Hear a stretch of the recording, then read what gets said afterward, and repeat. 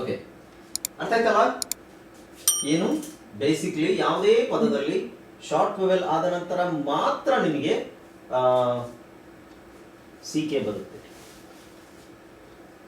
ಅಥವಾ CK ಬಂದಾಗಲೆಲ್ಲ ಅದರ ಹಿಂದೆ ಶಾರ್ಟ್ ವೊವೆಲ್ ಇರುತ್ತೆ. ಸೊ ಈ ತರ ಅಂದ್ರೆ ರಿವರ್ಸ್ ನೋಡ್ಬೇಕು ನೀವು. CK ಎಲ್ಲೆಲ್ಲಿ ಬರುತ್ತೆ, ಅದ್ರ ಹಿಂದೆ ಶಾರ್ಟ್ ವೊವೆಲ್ ಬರುತ್ತೆ. ಅಥವಾ ಶಾರ್ಟ್ ವೊವೆಲ್ ಬಂದ ನಂತರ ನಮಗೆ ಉಚ್ಚಾರಣೆ ಬೇಕಾದಾಗ ಮಾತ್ರ ನಾವು CK ಯೂಸ್ ಮಾಡ್ತೀವಿ. CKನೇ ಯಾಕೆ ಯೂಸ್ ಮಾಡಬೇಕು ಅನ್ನೋದಕ್ಕೂ ರೀಸನ್ ಇದೆ, ಅದು ಆಮೇಲೆ ನೋಡೋಣ. ಓಕೆ, ಎಸ್,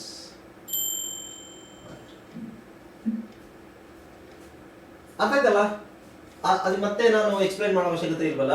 ಇನ್ನೊಂದ್ಸಲ ಹಾಯ್ ಫ್ರೆಂಡ್ಸ್, ಇದೊಂದು ವಿಶೇಷ ಸೂಚನೆ. ನಮ್ಮಲ್ಲಿ ಇದೀಗ ಆನ್ಲೈನ್ ಸ್ಪೋಕನ್ ಇಂಗ್ಲಿಷ್ ಕೋರ್ಸ್ನ ಹೊಸ ಬ್ಯಾಚ್ ಶುರುವಾಗಿದೆ. ನೀವು ಇನ್ಮೇಲೆ ಮನೆಯಲ್ಲೇ ಕೂತ್ಕೊಂಡು ಯಾವುದೇ ಟೆನ್ಷನ್ ಇಲ್ಲದೆ ಇಂಗ್ಲಿಷ್ ಮಾತಾಡೋದನ್ನ ಕಲಿಯಬಹುದು.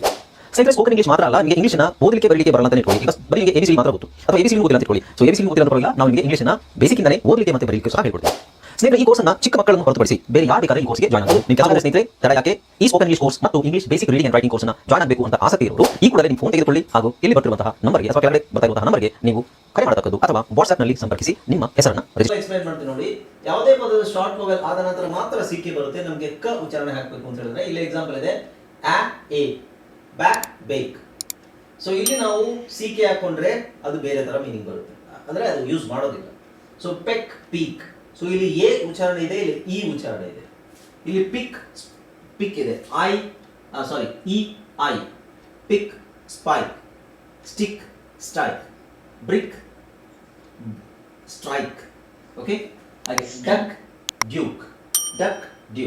ಓಕೆ, ಶಾರ್ಟ್ ವೊವೆಲ್ ಆದ್ಮೇಲೆ ಮಾತ್ರ ನಾವು CK ಯೂಸ್ ಮಾಡ್ತೀವಿ. ಓಕೆ, ನೆಕ್ಸ್ಟ್ ಇದು ರೂಲ್ ನಂಬರ್ 6. ರೂಲ್ ನಂಬರ್ 6 ಏನಿದೆ ನೋಡಿ. If a single syllable word ends in a single consonant preceded by a single vowel, double the final consonant before adding the suffix beginning with a vowel. Example. Okay, English ಅಲ್ಲಿ ನಿಮಗೆ ಕಷ್ಟ ಆಗುತ್ತೆ, but ಅದು record ಇರಲಿ English ಅಲ್ಲಿ ನಿಮ್ಮ ಹತ್ರ. ನೀವು ಯಾರಿಗಾದ್ರೂ ಟೀಚ್ ಮಾಡಬೇಕಾದ್ರೆ ಇಂಗ್ಲಿಷ್ ಅಲ್ಲಿ ಇದನ್ನ ಹೇಳೋದು. ಕನ್ನಡದಲ್ಲಿ ಇದರ ಅರ್ಥ ಏನು ಅಂತ ಹೇಳಿದ್ರೆ, ಕನ್ನಡದಲ್ಲಿ ಸ್ವಲ್ಪ ಸರಿಯಾಗಿ ಅರ್ಥ ಮಾಡ್ಕೊಳ್ಳಿ. ಅಂದ್ರೆ ಇದರಲ್ಲಿ ನಿಮಗೆ ಶಾರ್ಟ್ ವೊವೆಲ್ ಅಂದ್ರೇನು, ಲಾಂಗ್ ವೊವೆಲ್ ಅಂದ್ರೇನು, ಸಿಂಗಲ್ ಸಿಲಬಲ್ ಅಂದ್ರೇನು, ಡಬಲ್ ಸಿಲಬಲ್ ಅಂದ್ರೇನು, ಇದು ಗೊತ್ತಿದ್ರೆ ಮಾತ್ರ ನಿಮಗೆ ಇದು ರೂಲ್ ಕಂಪ್ಲೀಟ್ ಆಗಿ ಅರ್ಥ ಆಗುತ್ತೆ. ಯಾವುದೇ ಸಿಂಗಲ್ ಸಿಲಬಲ್ ಪದವು ಸಿಂಗಲ್ ಕಾನ್ಸನೆಂಟ್ ನಲ್ಲಿ ಅಂತ್ಯಗೊಂಡು ಅದರ ಹಿಂದಿನ ಅಕ್ಷರ ಸಿಂಗಲ್ ಶಾರ್ಟ್ ವೊವೆಲ್ ಆಗಿದ್ದರೆ ಅದಕ್ಕೆ ED, ING ಮತ್ತು ER ನಿಂದ ಸಫಿಕ್ಸ್ ಸೇರಿಸುವುದಾದರೆ ಕೊನೆಯ ಕಾನ್ಸನೆಂಟ್ ಅನ್ನು ಡಬಲ್ ಮಾಡಬೇಕು. ಇದು ನೋಡಿದಾಗ ನಿಮಗೆ ತುಂಬಾ ಕಾಂಪ್ಲಿಕೇಟೆಡ್ ಅಂತ ಅನ್ಸುತ್ತೆ, ಈ ಕನ್ನಡದಲ್ಲೇ ಸಹ. ಓಕೆ, ಅದನ್ನು ನಿಧಾನವಾಗಿ ಕೂತ್ಕೊಂಡು ಪದೇ ಓದಿ, ಅದಲ್ಲದೆ ನಾನು ಎಕ್ಸ್ಪ್ಲೇನ್ ಮಾಡ್ತೀನಿ. ಈಗ ಅದು ನಿಮಗೆ ಗೊತ್ತಾಗುತ್ತೆ. ಈಗ ನೋಡಿ, ಸಿಂಗಲ್ ವೊವೆಲ್ ಅಂದ್ರೆ ಏನಂತ ಗೊತ್ತಲ್ವಾ? ಸಿಂಗಲ್ ಸಿಲಬಲ್ ಅಂದ್ರೆ ಏನಂತ ಗೊತ್ತು. ಕಾನ್ಸನೆಂಟ್ ಅಂದ್ರೆ ಏನು? ವ್ಯಂಜನ. ಸಿಂಗಲ್ ಕಾನ್ಸನೆಂಟ್ ಅಂದ್ರೆ ಏನು? ಒಂದು ವ್ಯಂಜನ.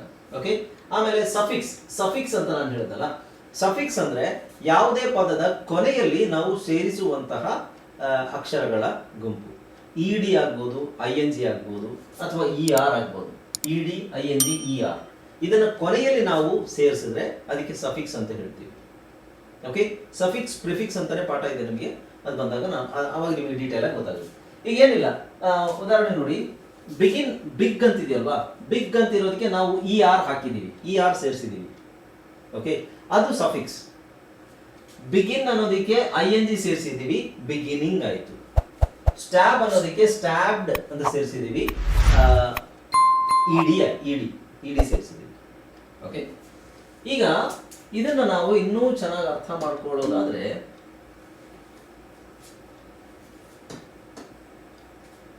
ಯಾವುದೇ ಸಿಂಗಲ್ ಸಿಲಬಲ್ ಪದವು ಸಿಂಗಲ್ ಕಾನ್ಸನೆಂಟ್ ನಲ್ಲಿ ಅಂತ್ಯಗೊಂಡು, ಓಕೆ, ಸಿಂಗಲ್ ಸಿಲಬಲ್ ಪದವು ಸಿಂಗಲ್ ಕಾನ್ಸನೆಂಟ್ ನಲ್ಲಿ ಅಂತ್ಯಗೊಂಡು ಅದರ ಹಿಂದಿನ ಅಕ್ಷರ ಸಿಂಗಲ್ ಶಾರ್ಟ್ ವೊವೆಲ್ ಆಗಿದ್ದರೆ, ಎಕ್ಸಾಂಪಲ್ ಸಿಂಗಲ್ ಸಿಲಬಲ್ ಫಸ್ಟ್ ತಗೊಳ್ಳೋಣ. ಸಿಂಗಲ್ ಸಿಲಬಲ್, ಯಾವುದೇ ಸಿಂಗಲ್ ಸಿಲಬಲ್ ಪದವು ಸಿಂಗಲ್ ಕಾನ್ಸನೆಂಟ್ ನಲ್ಲಿ ಅಂತ್ಯಗೊಂಡು ಅದರ ಹಿಂದಿನ ಅಕ್ಷರ ಇದು ಸಿಂಗಲ್ ಸಿಲಬಲ್ ಪದ ತಾನೆ. ಸ್ಟ್ಯಾಬ್ ಸಿಂಗಲ್ ಸಿಲಬಲ್, ಸ್ಟ್ಯಾಬಿಂಗ್ ಅಲ್ಲ. ಓಕೆ, ಆಗಿದ್ದರೆ ಅದಕ್ಕೆ ನಾವು ED, ING, ER. ಈಗ ಸ್ಟ್ಯಾಬಿಗೆ ನಾವು ED ಹಾಕಬೇಕು. ED ಏನಕ್ಕೆ ಹಾಕಬೇಕು ಅಂತ ಹೇಳಿದ್ರೆ, ಕೆಲವು ಪದಗಳು ಪಾಸ್ಟ್ ಟೆನ್ಸಲ್ಲಿ ಹೇಳಬೇಕಾಗುತ್ತೆ, ಅಂದರೆ ಭೂತಕಾಲದಲ್ಲಿ ಹೇಳಬೇಕಾಗುತ್ತೆ. ಸ್ಟ್ಯಾಬ್, ಸ್ಟ್ಯಾಬ್ ಬೇಡ, ಒಂದು ಕೆಲಸ ಮಾಡೋಣ, ರ್ಯಾಪ್, ರ್ಯಾಪ್ ಅಂತ ತಗೊಳ್ಳೋಣ. ರ್ಯಾಪ್ ಅಂದರೆ ಸುತ್ತೋದು, ಪ್ಯಾಕಿಂಗ್ ಮಾಡೋದು, ರ್ಯಾಪಿಂಗ್. ರ್ಯಾಪ್ ಕೇಳಿದಿರಲ್ವಾ? ರ್ಯಾಪ್, ರ್ಯಾಪರ್ ಅಂದರೆ ಸುತ್ತೋದು ಅಥವಾ ಕವರ್ ಮಾಡೋದು. ಚಾಕ್ಲೇಟ್ ರ್ಯಾಪರ್ ಕೇಳಿದಿರ, ಅಥವಾ ನಾವು ಯಾವುದಾದ್ರೂ ಸಾಮಾನು ಪ್ಯಾಕಿಂಗ್ ಮಾಡಬೇಕಂದ್ರೆ ಅದನ್ನು ರ್ಯಾಪ್ ಮಾಡ್ತೀವಿ. ಓಕೆ, ಅದಕ್ಕೆ ರ್ಯಾಪ್ ಅಂತ ಹೇಳ್ತೀವಿ. ಈಗ ನಾನು ರ್ಯಾಪ್ ಅಂತಿರೋದನ್ನ ನಾನು ನಿನಗೆ ಪ್ಯಾಕಿಂಗ್ ಮಾಡಕ್ಕೆ ಹೇಳಿದೆ. ಪ್ಯಾಕಿಂಗ್ ಅಂದರೆ ರ್ಯಾಪಿಂಗ್. ನಾನು ರ್ಯಾಪ್ ಮಾಡಕ್ಕೆ ಹೇಳಿದೆ, ಮಾಡಿದ್ಯಾ? ನಾನು ನಿನಗೆ ಆ ಸಾಮಾನನ್ನ, ಐ ಮೀನ್ ಏನೋ ಒಂದು ವಸ್ತುನ ನಾನು ನಿನಗೆ ರ್ಯಾಪ್ ಮಾಡಕ್ಕೆ ಹೇಳಿದೆ, ಅದನ್ನು ಮಾಡಿದ್ಯಾ ಅಂತ ಕೇಳಿದಾಗ ಉತ್ತರ ಏನು ಹೇಳಬೇಕು? ಹೌದು, ನಾನು ರ್ಯಾಪ್ ಮಾಡಿದೆ, ರ್ಯಾಪ್ ಮಾಡಿದೆ ಅನ್ನೋದನ್ನ ಹೇಳಬೇಕಾದ್ರೆ as I wrapped, as I wrapped something. Okay, so wrapped E ಹಾಕಬೇಕಾಗುತ್ತೆ. ಮಾಡಿದೆ ಇಂಗ್ಲೀಷಲ್ಲಿ ಇಡಿ ಹಾಕಿದಾಗ ಮಾತ್ರ ಅದು ಪಾಸ್ಟ್ ಟೆನ್ಸ್ ಆಗುತ್ತೆ. ಇಂಗ್ಲೀಷಲ್ಲಿ ಪ್ಲೇ, ಪ್ಲೇ ಇದೆ, ಆಟವಾಡು. ನಾನು ಇವತ್ತು ಆಟವಾಡಿದೆ ಅಂತ ಹೇಳಬೇಕಾದ್ರೆ ಇಲ್ಲಿ ಇಡಿ ಹಾಕಬೇಕು. ಅಂದ್ರೆ ಏನು? I played cricket today. I played, ಬರೀ ಪ್ಲೇ ಅಲ್ಲ, ಐ ಪ್ಲೇ ಕ್ರಿಕೆಟ್ ಅಂದ್ರೆ ನಾನು ಸಾಮಾನ್ಯವಾಗಿ ಕ್ರಿಕೆಟ್ ಆಡ್ತೀನಿ ಅಂತ ಅರ್ಥ. ನಾನು ಇವತ್ತು ಕ್ರಿಕೆಟ್ ಆಡಿದೆ ಅಂತ ಹೇಳಕ್ಕೆ ಐ ಪ್ಲೇಡ್ ಕ್ರಿಕೆಟ್. ಸೊ ಇಡಿ ನಾವು ಹಾಕಿದಾಗ ಮಾತ್ರ ಆಡಿದೆ. ಬರೀ ಪ್ಲೇ ಆದ್ರೆ ಆಟವಾಡು. ಆಡಿದೆ ಅಂತ ಹೇಳಕ್ಕೆ ಪ್ಲೇಡ್ ಅಂತ ಹಾಕ್ತೀವಿ. ಸೊ ಇಡಿ ಹಾಕಬೇಕಾಗುತ್ತೆ. ಕೆಲವು ಪದಗಳಲ್ಲಿ ನಾವು ಐ ಎನ್ ಜಿ ಹಾಕಬೇಕು. I am playing cricket, I N G, playing ಇಟ್ಕೊಂಡು ನಾವು ಐ ಎನ್ ಜಿ ಹಾಕ್ತೀವಿ, ದಟ್ ಬಿಕಮ್ಸ್ ಪ್ಲೇಯಿಂಗ್. ಅದು ಐ ಎನ್ ಜಿ ಸಫಿಕ್ಸ್ ಆಗುತ್ತೆ, ಇಲ್ಲೂ ಇಡಿ ಸಫಿಕ್ಸ್ ಆಗುತ್ತೆ. ಓಕೆ, ಆ ಕಾರಣಕ್ಕೋಸ್ಕರ ನಾವು ಇಡಿ, ಐ ಎನ್ ಜಿ ಮತ್ತೆ ಇ ಆರ್ ಹಾಕ್ತೀವಿ. ಓಕೆ, ಇವಾಗ ಅರ್ಥ ಆಯ್ತಲ್ಲ, ಅದು ಸಫಿಕ್ಸ್ ಅಂತ ಹೇಳ್ತೀವಿ. ಈಗ ನಾನು ಹೇಳ್ತಾ ಇರೋದು ಏನು ಅಂತ ಹೇಳಿದ್ರೆ, ಯಾವುದೇ ಸಿಂಗಲ್ ಸಿಲಬಲ್ ಇದರಲ್ಲಾಗ್ಲಿ ನಾವು ಕೊನೆ ಅಕ್ಷರ ಡಬಲ್ ಇರದೇ ಇದ್ರೆ, ಕೊನೆ ಅಕ್ಷರ ಡಬಲ್ ಇರಬಾರ್ದು. ಅದಕ್ಕೆ ಸಿಂಗಲ್ ಕಾನ್ಸನೆಂಟ್ ಇದೆ ನೋಡಿ, ಸಿಂಗಲ್ ಕಾನ್ಸನೆಂಟ್. ಎಲ್ಲಿ ಪದವು ಸಿಂಗಲ್ ಕಾನ್ಸನೆಂಟ್ ನಲ್ಲಿ ಅಂತ್ಯಗೊಂಡು ಅದರ ಹಿಂದಿನ ಅಕ್ಷರ ಸಿಂಗಲ್ ಶಾರ್ಟ್ ವೋವೆಲ್ ಆಗಿದ್ದರೆ ಇದು ಸಿಂಗಲ್ ಕಾನ್ಸನೆಂಟ್. ಬಿ ಅನ್ನೋದು ಸಿಂಗಲ್ ಕಾನ್ಸನೆಂಟ್, ಇಲ್ಲಿ ಡಬಲ್ ಇಲ್ಲ, ಒಂದೇ ತಾನೇ ಇರೋದು. ಅದರ ಹಿಂದಿನ ಅಕ್ಷರ short, single short vowel, single ಬೇಡ ಬಿಡಿ, ಶಾರ್ಟ್ ಅಂತ ತಗೊಳ್ಳಿ. ಅದರ ಹಿಂದಿನ ಅಕ್ಷರ ಶಾರ್ಟ್ ವೋವೆಲ್ ಇದೆ, ಇದು ಎ ಶಾರ್ಟ್ ವೋವೆಲ್ ಇದೆ ತಾನೆ. ಆಗ ನಾವು ಏನ್ ಮಾಡಬೇಕು? ಕೊನೆಯ ವೋವೆಲ್ ಏನಿದೆ ಇಲ್ಲಿ ಬಿ ಕೊನೆದು, ಅದನ್ನ ಡಬಲ್ ಮಾಡಬೇಕು. ಓಕೆ, ಅದನ್ನ ಡಬಲ್ ಮಾಡಬೇಕು. ಇದು ಶಾರ್ಟ್ ವೋವೆಲ್ ಇದ್ದಾಗ ಮಾತ್ರ. ಇಲ್ಲ ಅಂದ್ರೆ ಏನಾಗುತ್ತೆ ಅಂತ ನಾನು ಹೇಳ್ತೀನಿ ನೋಡಿ. ಈಗ ಡಬಲ್ ಮಾಡದೇ ಇದ್ರೆ ಏನಾಗುತ್ತೆ? ಡಬಲ್ ಮಾಡೋದಕ್ಕೆ ರೀಸನ್ ಏನು? ಡಬಲ್ ಮಾಡದೇ ಇದ್ರೆ ಏನಾಗುತ್ತೆ? ಈಗ ನೋಡಿ, ಇಲ್ಲಿ ನಾವು ಈ ತೆಗೆದು ಬಿಡೋಣ. ಈ ತೆಗೆದಾಗ ಏನಾಗುತ್ತೆ? ಇದು S T A B B ಅಲ್ಲ,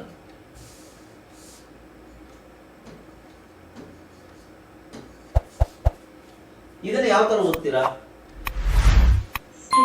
ಸ್ಟೇಬ್ಡ್, ರೈಟ್? ಇದೇ ಕಾರಣಕ್ಕೋಸ್ಕರ ನಾವು ಡಬಲ್ ಹಾಕ್ತೀವಿ. ಇದು ಸ್ಟೇಬ್ಡ್ ಯಾಕಾಗುತ್ತೆ? ಸರ್, ನಾನು ಇವಾಗ ಹೇಳಿದ್ನಲ್ಲ ಅದೇ ರೀಸನ್. ಆ ರೀಸನ್ ಅಲ್ಲ, ಆ ರೀಸನ್ ಆಗೋದಿಲ್ಲ. ಸ್ಟೇಬ್ಡ್ ಅಂತ ಪದ ಇಲ್ಲ, ಬಟ್ ನಾನು ಸುಮ್ಮನೆ ಎಕ್ಸಾಂಪಲ್ ಹೇಳಿದ್ದು. ಓಕೆ, ಸೊ ನೀವು ಆ ರೀಸನ್ ಹೇಳ್ಬೋದು, ಬಟ್ ಇದು it's not a word actually. Stabbed ಅಂತ ಪದ ಇರ್ಬೋದೇನೋ, ಬಟ್ ನಾವು ತಗೊಂಡಿರೋದು ಸ್ಟ್ಯಾಬ್ ಅಂತಲ್ವಾ, ಹಾಗಾಗಿ. ಓಕೆ, ನಾವು ಇದನ್ನ ತಗೊಳ್ಳೋಣ. ಇದು ಸ್ಟ್ಯಾಬ್ ಅನ್ನೋ ಪದ ನಮಗೆ ಕನ್ಫ್ಯೂಷನ್ ಆಗಿದ್ರೆ, ಟ್ಯಾಪ್ ಅಂತಿದ್ದೀರಾ. ನಾನೊಂದು ವೇಳೆ ಇದು ಟ್ಯಾಪ್ಡ್, ಒಂದು ವೇಳೆ ನಾನು ಈ ಪಿ ತೆಗೆದ್ರೆ ಏನಾಗುತ್ತೆ? Tape taped. ಓಕೆ, ಸೊ ಇಲ್ಲಿ ಪಿ ಹಾಕಿರೋದ್ರಿಂದ ಅದನ್ನ ಟ್ಯಾಪ್ಡ್ ಅಂತಾನೆ ಓದ್ಬೇಕು. ಅದಕ್ಕೋಸ್ಕರ ಅದಿರೋದು ಡಬಲ್ ಕಾನ್ಸನೆಂಟ್ ಇರೋದ್ರಿಂದ ನಾವು ಅದನ್ನ ಡಬಲ್ ಕಾನ್ಸನೆಂಟ್ ಮಾಡ್ಕೊಳ್ಳೋದು ಯಾಕೆ ಅಂತ ಹೇಳಿದ್ರೆ, ನೀವು ನೋಡಿ ಬೇಸು ಇದು ಟ್ಯಾಪ್, ನಮಗೆ ಬೇಸ್ ಇದ್ದಿರೋದ್ರಿಂದ ಇದನ್ನ ನಾವು ಇಡಿ ಅಂದ್ರೆ ಪಾಸ್ಟ್ ಭೂತಕಾಲದಲ್ಲಿ ಮಾಡಬೇಕು ಅಂತ ಹೇಳಿದ್ರೆ. ಟ್ಯಾಪ್ ಅಂದ್ರೆ ಏನು, ಜಸ್ಟ್ ಏನಾದ್ರು ತಟ್ಟೋದು ಸುಮ್ಮನೆ ಲೈಟ್ ಆಗಿ ಏನಾದ್ರು, ಇದಕ್ಕೆ ಟ್ಯಾಪಿಂಗ್ ಅಂತ ಹೇಳ್ತೀವಿ. ಟ್ಯಾಪ್, ನಾನು ಟ್ಯಾಪ್ ಮಾಡ್ತಾ ಇದ್ದೀನಿ. ಓಕೆ, ಸೊ ಅದನ್ನ ನಾನು ಮಾಡಿದೆ, ನಾನು ಈ ತರ ಟ್ಯಾಪ್ ಮಾಡಿದೆ ಅಂತ ಹೇಳಕ್ಕೆ ಐ ಟ್ಯಾಪ್ಡ್. ಇಲ್ಲಿ ಒಂದ್ ವೇಳೆ ಈ ಇದ್ರೆ, ಬೇಸ್ ಪದ ನಿಮಗೆ ಈ ಇದ್ರೆ, ಟೇಪೇ ಇದ್ರೆ, ಇಲ್ಲಿ ನೀವು ಡಬಲ್ ಪಿ ಹಾಕೋ ಅವಶ್ಯಕತೆ ಇಲ್ಲ, ಅದು ಟೇಪ್ಡ್ ಅಂತ ಆಗುತ್ತೆ. So tap, tapped, tape, taped. ಈಗ ಡಿಫರೆನ್ಸ್ ಗೊತ್ತಾಯ್ತಲ್ವಾ ನಿಮಗೆ? ಟ್ಯಾಪ್ ಇದ್ದಾಗ ಟ್ಯಾಪ್ ಇರೋದನ್ನ ನಾವು ಇಡಿ ಹಾಕಬೇಕಾದ್ರೆ TAPP ಹಾಕಬೇಕು. ಟೇಪ್ ಇರೋದು ಟೇಪ್ ಅಂತಿದೆ ಆಲ್ರೆಡಿ. ಟೇಪ್ ಅಂದ್ರೆ ಈಗ ವಿಡಿಯೋ ಟೇಪ್ ಮಾಡೋದು, ರೆಕಾರ್ಡ್ ಮಾಡೋದು. ಟೇಪಿಗೆ ನಾವು ಇಡಿ ಹಾಕೋ ಅವಶ್ಯಕತೆ ಇಲ್ಲ, ಬರೀ ಡಿ ಹಾಕಿದ್ರೆ ಆಯ್ತು. ಬರೀ ಡಿ ಹಾಕಿದ್ರೆ ಆಯ್ತು, ಟೇಪ್ಡ್ ಆಗುತ್ತೆ. ಟ್ಯಾಪ್ ಇರೋದು ನಾವು ಟ್ಯಾಪ್ಡ್ ಅಂತ ಹಾಕ್ಬೇಕಾದ್ರೆ, ಈಗ ಇದೆ ನೋಡಿ, ಟ್ಯಾಪ್ ಇರೋದು ನಾವು ಬರೀ ಇಡಿ ಹಾಕ್ತೀವಿ ಅಂತ ಇಟ್ಕೊಳ್ಳಿ, ಅವಾಗ ಏನಾಗುತ್ತೆ, ಟೇಪ್ಡ್ ಆಗುತ್ತೆ ಅಲ್ವಾ? ಸೊ ಆ ಡಿಫರೆನ್ಸು ಮೀನಿಂಗ್, ಸಾರಿ ಇದು ಪ್ರೊನೌನ್ಸಿಯೇಷನ್ ಚೇಂಜ್ ಆಗುತ್ತೆ, ಮೀನಿಂಗ್ ಚೇಂಜ್ ಆಗುತ್ತೆ. ಅದಕ್ಕೋಸ್ಕರ ಡಬಲ್ ಕಾನ್ಸನೆಂಟ್ ಮಾಡೋದು. ಓಕೆ, ಸ್ಟ್ಯಾಬ್, ಸ್ಟ್ಯಾಬ್ಡ್ ಬರಬೇಕು ಅಂತ ಹೇಳಿದ್ರೆ ಡಬಲ್ ಕಾನ್ಸನೆಂಟ್ ಮಾಡಬೇಕು. ಯಾಕೆಂದ್ರೆ ಇಲ್ಲಿ ಶಾರ್ಟ್ ವೊವೆಲ್ ಇದೆ, ಅದಕ್ಕಿಂತ ಮುಂಚಿನ ಲಾಸ್ಟ್ ಕಾನ್ಸನೆಂಟ್ ಗಿಂತ ಮುಂಚಿನ ಅಕ್ಷರ ಶಾರ್ಟ್ ವೊವೆಲ್ ಇದೆ, ಅದಕ್ಕೋಸ್ಕರ ನಾವು ಸ್ಟ್ಯಾಬ್ಡ್ ಅಂತ ಹೇಳಬೇಕು. ಸೊ ಇಲ್ಲಿ ಲಾಸ್ಟ್ ಕಾನ್ಸನೆಂಟ್ ಪಿ ಇದೆ, ಅದಕ್ಕಿಂತ ಮುಂಚಿನ ಅಕ್ಷರ ಏನಿದೆ ಆ ಇದೆ. ಸೊ ಹಾಗಾಗಿ ಈ ಲಾಸ್ಟ್ ಕಾನ್ಸನೆಂಟ್ ಏನಿದೆ ಅದನ್ನ ಡಬಲ್ ಮಾಡಬೇಕು, which is P. It becomes rat. Tap ಇರೋದು ಲಾಸ್ಟ್ ಕಾನ್ಸನೆಂಟ್ ಅಲ್ಲಿ ಪಿ, ಲಾಸ್ಟ್ ಕಾನ್ಸನೆಂಟ್ ಪಿ ಇದೆ, ಅದರ ಲಾಸ್ಟ್ ಕಾನ್ಸನೆಂಟ್ ಗಿಂತ ಅದಕ್ಕಿಂತ ಮುಂಚೆ ಇರುವಂತಹ ವೊವೆಲ್ ಶಾರ್ಟ್ ವೊವೆಲ್ ಇದೆ, ಅದಕ್ಕೋಸ್ಕರ ಪಿ ನ ನಾವು ಡಬಲ್ ಮಾಡಬೇಕು ಇಲ್ಲಿ. ಹಾಗೆ ಇದು ಎಂ ಲಾಸ್ಟ್ ಕಾನ್ಸನೆಂಟ್, ಎ ಏನಿದೆ ಅದು ಶಾರ್ಟ್ ವೊವೆಲ್ ಇದೆ, ಹಾಗಾಗಿ ಎಂ ನ ಡಬಲ್ ಮಾಡ್ತೀವಿ. ಓಕೆ, ಕೆಲವು ಕೇಸಲ್ಲಿ ಏನಾಗುತ್ತೆ, ಅದು ಈ ಕೆಲವು ಎಕ್ಸೆಪ್ಷನ್ಸ್ ಇದಾವೆ. ಓಕೆ, ಕೆಲವು ಎಕ್ಸೆಪ್ಷನ್ಸ್ ಇದಾವೆ, ಅದರಲ್ಲಿ ಈ ರೂಲು ಜಾಸ್ತಿ ಅಪ್ಲೈ ಆಗಲ್ಲ, ಕೆಲವು ಮಾತ್ರ, ಜಾಸ್ತಿ ಇಲ್ಲ. ಓಕೆ, ಅದು ಆಮೇಲೆ ನೋಡೋಣ. ಸ್ಲ್ಯಾಮ್, ಸ್ಲ್ಯಾಮ್ಡ್, ಇಲ್ಲಂದ್ರೆ ಸ್ಲೇನ್ಡ್ ಆಗುತ್ತೆ. ಓಕೆ, ನೆಕ್ಸ್ಟ್ ಇಲ್ಲಿ ಡಬಲ್ ಸಿಲಬಲ್ ಇದ್ರೂ ಒಂದು ಸಿಂಗಲ್ ಸಿಲಬಲ್ ನಾವು ತಗೊಂಡ್ರೆ, ಈ ಬಿ ಇದೆ, ಗಿನ್ ಇದೆ, ಬಿಗಿನ್, ಬಿಗಿನ್. ಸೊ ಗಿನ್ ಅನ್ನೋದು ಶಾರ್ಟ್ ವೊವೆಲ್ ಅಲ್ಲಿ ಎಂಡ್ ಆಗುತ್ತೆ, ಶಾರ್ಟ್ ವೊವೆಲ್ ಅಲ್ಲಿ ತಾನೆ ಇಲ್ಲಿ ಬಿಗಿನ್, ಬಿಗೈನ್ ಇಲ್ಲ.